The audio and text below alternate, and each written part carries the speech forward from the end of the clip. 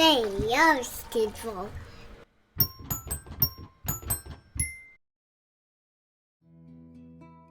Hello art family, and thank you to all the new subscribers. For this video, the very kind folks at Paul Ruebens sent me this set. This is the Quaomei watercolor set, and it comes with this variety of colors. And it comes in this very heavy-duty plastic kind of kit. And once you click it open, it has a kind of unique system for the side wells. I know like a lot of these sets will have like an inset set to mix in, and a lot of times it can kind of clink around or fall out.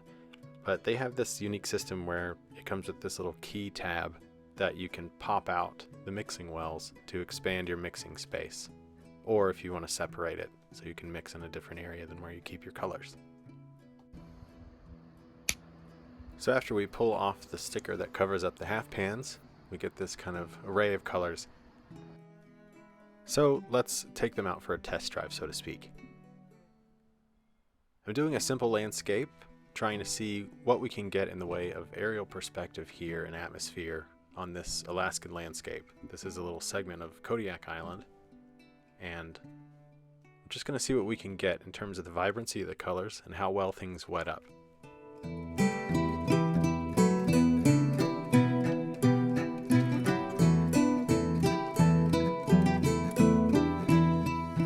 I'm starting out using some cobalt blue with a little bit of cerulean, and then pitching it towards cerulean as we get towards the zenith of the sky, using a little bit more water so we get a kind of gradation from a little bit richer, darker blue towards the top, and getting into a warmer yellow ochre down towards the base. I'm going to use the sky as a negative shape to give the depth of those distant mountains. You can see, if you close an eye and squint at the reference, how those mountains in the distance, the snow is getting really illuminated by the light. And if you close an eye and squint, you can see that they actually are lighter than the sky. So I'm putting in the sky, treating it like a big negative shape to define those hills or mountains in the distance. And then I can start to come in with this slightly darker value using less water. I like this landscape in particular because it's going to give us the broad array of the depth we can get with these watercolors. In terms of color saturation, getting these nice vibrant blues where these shadow areas are being filled with the cool light of the sky, as well as these rich dark areas that vary from warm to cool in the shadows, like in the very dark rocks on the hill that kind of have snow peppered in through them. Right now I'm trying to treat that all as one large shape, so I'm not really trying to think about exactly what is there or do any specific drawing on it right now, because I know I have that very, very intense dark value. So I can come back using ultramarine and a little bit of burnt umber mixed together to get a nice rich dark. I can vary back and forth from warm to cool. In these distant mountains, I'm using a earthy green, so a yellow ochre, ultramarine green with some burnt umber or burnt sienna in it to knock it down. And then I'm actually using a little bit of white, which comes in this set as well in the bottom corner. As we get closer, I'll stop using the white because I'm trying to use that white to dull the saturation of those colors. Hopefully, now that we're getting a saturated green, and I'm going to put a saturated blue for the shadow here, and then we're going to get in these large dark shapes, we'll really get a sense of atmospheric perspective as those objects that go further in the distance become cooler and less intense. I'm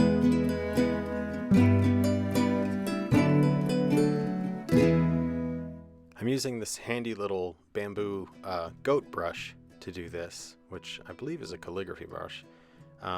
It does not hold up very well to being kind of abused, which I actually really like about it because it splays quite easily. So I'm using that to my advantage now, and instead of rendering every individual rock, I'm thinking about the form and the movement of this hill, varying back and forth from ultramarine to burnt umber with no water in the watercolor anymore.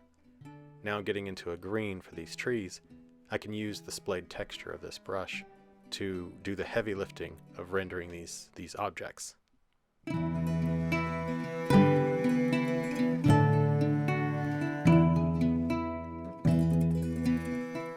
So now I'm using the texture of the brush and pushing out and away leaving some sky holes here and there, but thinking about how the form of these trees sort of shoots out from the base of the trunk. Creates these sort of forms, and then again, using the splayed brush to really do the heavy lifting on getting the texture that I want to communicate trees. The goal is to sort of suggest them, but not necessarily articulate every single, leaf or bit of foliage.